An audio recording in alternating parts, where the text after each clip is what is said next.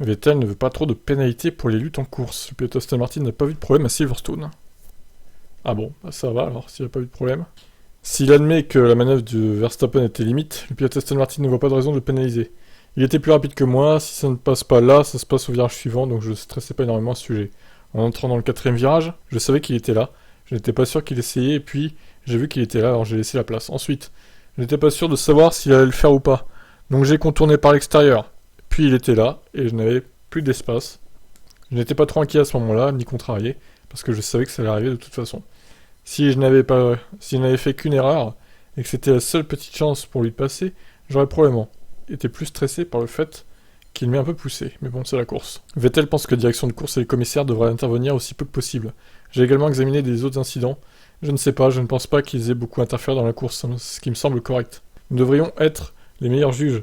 Si nous poussons quelqu'un et que nous savons que c'est trop, nous devons être prêts à recevoir une pénalité. Parfois, ils ne le voient pas. Ça ne devrait pas arriver, mais ça arrive. Mais tant que c'est juste, même si on joue des coudes, c'est bon. Ouais, alors d'accord, mais en fait, il faudrait que ça soit pareil pour tous les circuits.